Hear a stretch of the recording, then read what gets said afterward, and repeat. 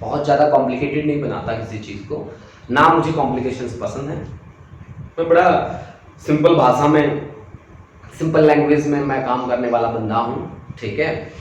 और मैं आपको भी इसी वे में प्रिपेयर कराता हूँ कि काफ़ी इजी रहे आप लोगों के लिए पढ़ना, ठीक है। तो आज मैं काइनेटिक के बाद सीधा का सीधा मैं आ रहा हूँ स्टैटिक पे, ठीक है। मैं काइनेटिक के बाद क्यों आया, क्योंकि मैं बता दूं कि काइनेटिक फ्रिक्शन की वैल्यू कांस्टेंट होती है और स्टैटिक की होती है वेरिएबल वैल्यू, या यूं भी कह सकते हैं कि एडजस्टेबल वैल्यू होती है स्टैटिक फ्रिक्शन की, ठीक है। तो कुछ एक इसकी अच्छी अच्छी बातें हैं जो बातें मैं आपको बताता जाऊंगा, ठीक है, आप नोट करते जाएंगे। तो मेरी बात है अब आज स्टैटिक फ्रिक्शन के लिए। स्टैटिक फ्रिक्शन, स्टैटिक फ्रिक्शन, देखो बच्चों, this is the most important article, बहुत ही अच्छा आर्टिकल है और कहीं ना कहीं इसकी इंपॉर्टेंस भी बहुत ज्यादा है, ठीक है। स्टैटिक का मतलब है जब हमारा ऑब्जेक्ट रेस्ट में है ना। स्टैटिक का तो यही मतलब होता है, when object is at rest. Static का मतलब यही है, when object is at rest. अब रेस्ट में है तो फ्रिक्शन कहां आएगा भाई, नहीं आएगा ना।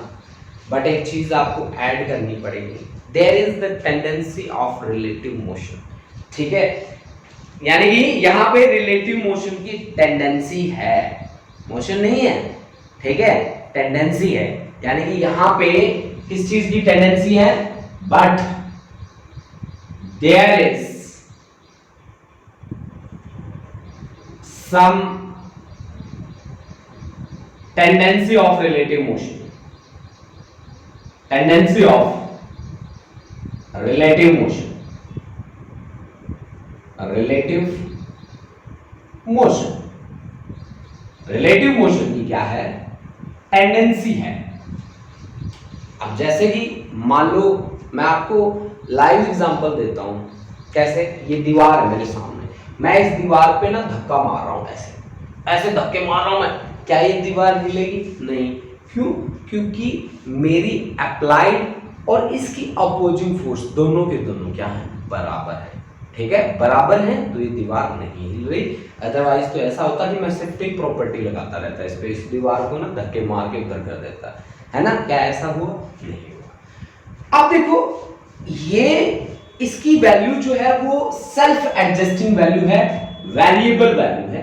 Static friction has variable value, variable value, और आप इसको क्या बोलते हैं, सेल्फ एडजस्टिंग वैल्यू भी बोलते हैं, सेल्फ एडजस्टिंग। कैसे, अभी बता देते हैं। मान लीजिए कि मैं एक दीवार को धक्का दे रहा हूं, मैंने पहले लगाई 20 न्यूटन की फोर्स, तो दीवार क्या हिलेगी, नहीं हिलेगी। ना हिलने के लिए क्या चाहिए, वो भी क्या लगाए, 20 न्यूटन। क्योंकि अगर मान लो मैं इस दीवार को ऐसे धक्का दे रहा हूं, मैंने 20 लगाई, इसने 30 लगा दी अपोजिट डायरेक्शन में, तो ये दीवार फिर आगे आ जाएगी चल के। क्या ऐसा कभी होता है, कभी नहीं होता, कभी नहीं होता। इसका मतलब क्या है, मैं अगर 20 लगा रहा हूं तो अपोजिंग फोर्स उसकी कितनी है, 20 है। मैं अगर 30 लगा रहा हूं तो उसकी अपोजिंग फोर्स कितनी है, 30 न्यूटन है। मैं 50 लगा रहा हूं तो उसकी कितनी है, 50 है। मतलब मैं जितनी फोर्स लगा रहा हूं अपोजिंग फोर्स मुझे उतनी ही मिल रही है। Only in that situation object can remain at rest, है ना। ये रेस्ट में कब तक रह सकता है, जब तक कि मेरी अप्लाइड और इसकी अपोजिंग फोर्स दोनों के दोनों बराबर हो। अगर उन दोनों में चेंज हुआ, मेरी अप्लाइड ज्यादा हो गई अपोजिंग से, तो फिर चलना पड़ेगा उसको मेरी डायरेक्शन में। अगर उसकी अपोजिंग ज्यादा हो गई मेरी अप्लाइड से, तो मेरे से अपोजिट डायरेक्शन में उसे चलना पड़ेगा, है ना।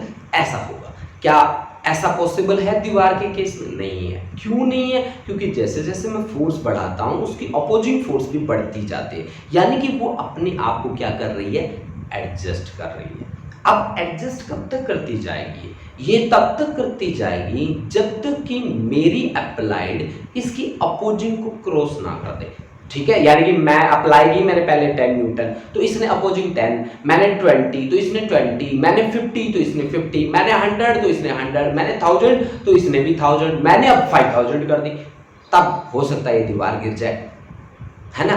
तो गिरेगी ये? जब मेरी अप्लाइड इसकी अपोजिंग से क्या हो जाए, ज्यादा हो जाए। मेरी बात आप समझ पा रहे हैं? मेरी अप्लाइड इसकी अपोजिंग से ज्यादा हो जाए तभी ये गिरेगी, अदरवाइज नहीं गिरेगी। ठीक है, यानी कि यहां पे एक मैक्सिमम लिमिट आती है, उस लिमिट के बाद अपना ऑब्जेक्ट चलना शुरू करता है ना भाई। मान लो मेरे पास एक चेयर पड़ी है, यहाँ पे उस चेयर पे मैंने लगाया 1 न्यूटन, नहीं हिली, 2 न्यूटन नहीं हिली, 3 न्यूटन नहीं हिली, मतलब इस तरह से मैं एक मैक्सिमम पे जा रहा हूं। मान लो मैक्सिमम मेरे पास 5 न्यूटन है, 5 न्यूटन के बाद वो चलना शुरू हो जाएगी, that the limit and known as limiting friction. That's the limit. Limiting friction का क्या मतलब है? लिमिटिंग के बाद अगर हम वैल्यू बढ़ाते हैं तो ऑब्जेक्ट हमारा किस में आ जाता है? रिलेटिव मोशन में आ जाता है। और लिमिट से पहले हमारा ऑब्जेक्ट किस में रहता है? रेस्ट में रहता है। This is the most important thing about the limiting force of friction. ठीक है, अब मैं आपको बता दूं कि स्टैटिक फ्रिक्शन की कम से कम वैल्यू कितनी होती है। स्टैटिक फ्रिक्शन की कम से कम वैल्यू होती है 0 is less than static friction. और मैंने कहा कि ज्यादा से ज्यादा उसकी वैल्यू कितनी होती है? Force of limiting friction, FL, force of limiting friction, है ना, force of limiting friction, force of limiting friction, limiting friction. मतलब लिमिटिंग फ्रिक्शन का क्या मतलब है? ये मैक्सिमम वैल्यू को शो करता है। कौन सी मैक्सिमम? मैक्सिमम फ्रिक्शनल, ठीक है, frictional force, maximum frictional force को लिमिटिंग। मैंने बताया ना, लिमिटिंग का मतलब ये है कि हद आ चुकी है, लिमिट आ चुकी है। लिमिट का मतलब है इसके बाद हमारा ऑब्जेक्ट मूव करना शुरू कर देगा। ठीक है, इससे पहले हमारा ऑब्जेक्ट किस में रहेगा? रेस्ट में ही रहेगा, रेस्ट में ही रहेगा। ठीक है, तो this is the most important thing students. अब आप एक बात देखो कि FL की वैल्यू क्या होनी चाहिए। जैसे कि FK की वैल्यू थी आपके पास, काइनेटिक फ्रिक्शन था mu K into normal reaction, वैसे ही FL की वैल्यू आप देखो क्या होनी चाहिए? Coefficient of static friction multiplied by normal reaction. देखो ध्यान से देखो, मैं लिमिटिंग में किसको ला रहा हूं? स्टैटिक को ला रहा हूं। तो FL is equal to mu S into normal reaction. ठीक है, नॉर्मल रिएक्शन। अब देखो बच्चा, मैंने क्या कहा कि स्टैटिक फ्रिक्शन की कोई वैल्यू नहीं होती। क्यों नहीं होती? यार ये मैंने क्या कहा कि इसका मतलब क्या है? स्टैटिक की तो कोई वैल्यू ही नहीं है।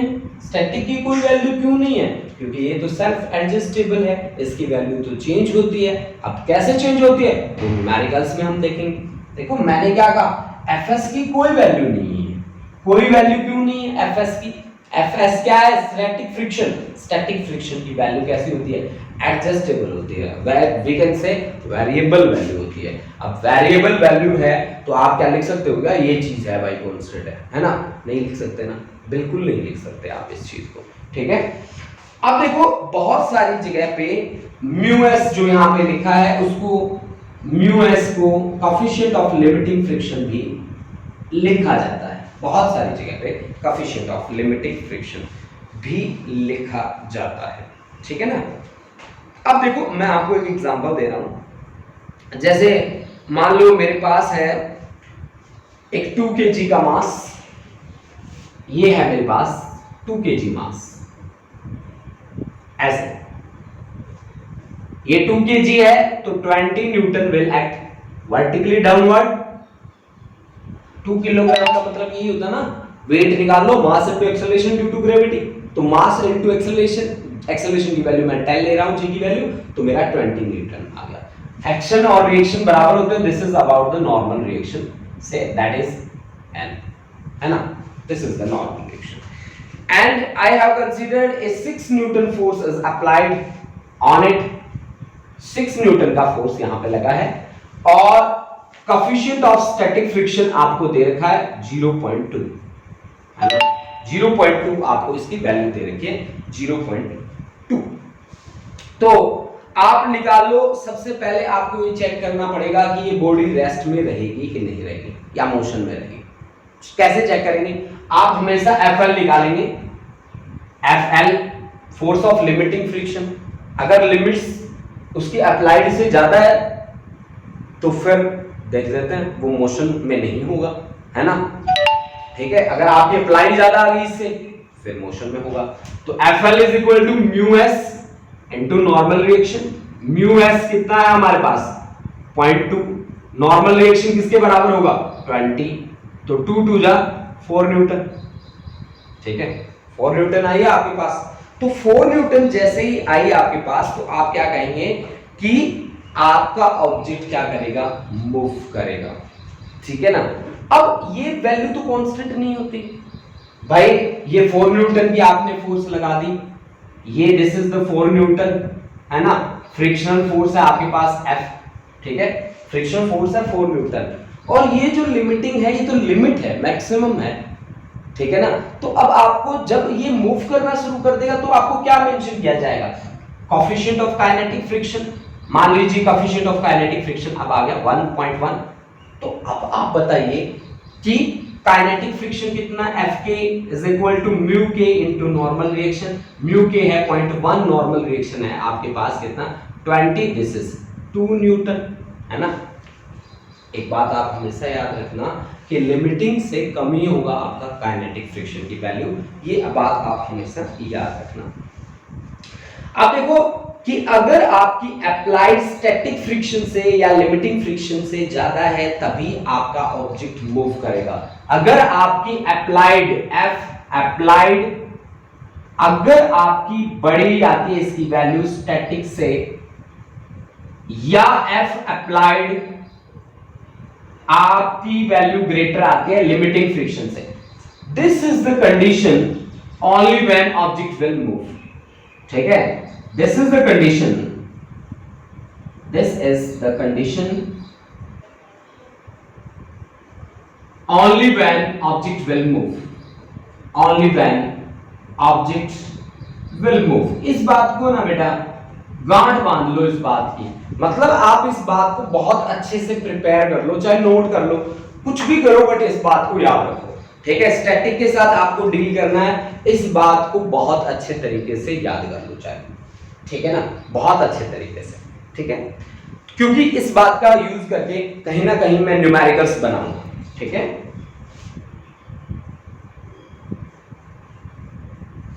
लास्ट के 4 मिनट्स हैं आपकी क्लास में। ठीक है, तो तब तक आप क्लास के बारे में बता दीजिए कैसी रही आपकी क्लास, इसके बाद हम आगे बढ़ेंगे कल। ठीक है,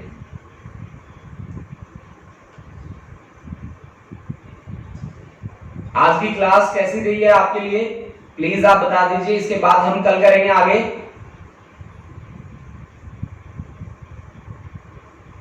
चैट बॉक्स ओपन कर रखा है मैंने।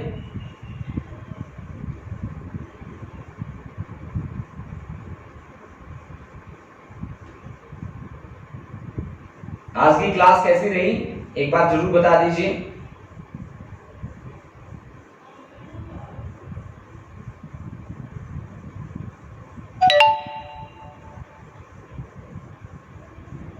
हरमनप्रीत सिंह, हाँ एक्सेलरेशन और डिस्प्लेसमेंट इंक्लूड है बेटा। Harmanpreet Singh, Romika, all understood, thank you.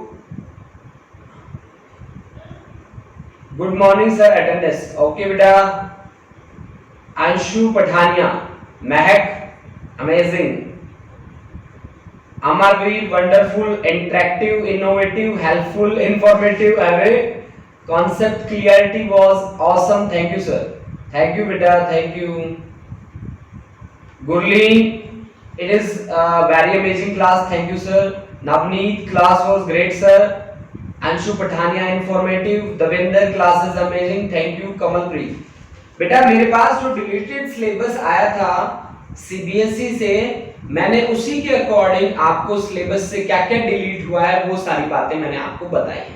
ठीक है, तो आप इन चीजों को थोड़ा सा एक बार थोड़ा हल्का सा सीरियसली ले लें, क्योंकि ये चीजें बड़ी काम की होती हैं, ऐसा नहीं है कि आप इसको नेग्लेक्ट कर सकते हैं। ठीक है, और बाकी आप सब बच्चे अपनी पढ़ाई को बहुत ही अच्छी तरह से चलाइए। ठीक है, अगर कोई डाउट आते हैं आपके सामने तो आप मेरे से शेयर कर सकते हैं वो डाउट्स, आप पर्सनली व्हाट्सएप भी कर सकते हैं। ठीक है, और कमेंट भी कर सकते हैं। सभी बच्चों का बहुत बहुत धन्यवाद। सहज कौर, अनमोल, वंशिका, आरक्षण वालिया, निधि, जसवीर, हरकिरत कौर, अच्छा अटेंडेंस है आपकी, ठीक है। आशदीप सेन, जसवीर, ठीक है। सभी बच्चों का बहुत बहुत धन्यवाद, ठीक है। और इसी के साथ में क्लास यहीं पे अपनी स्टॉप करते हैं। अगर किसी बच्चे की अटेंडेंस बाकी रहती है तो वो अटेंडेंस मार्क करवा दे बेटा प्लीज। आपके पास 1 मिनट और है, 1 मिनट है आपके पास। जिस बच्चे की अटेंडेंस रहती है वो अपनी अटेंडेंस मार्क करवा दे। किसी की भी अटेंडेंस नहीं रहती? Thank you students, thank you.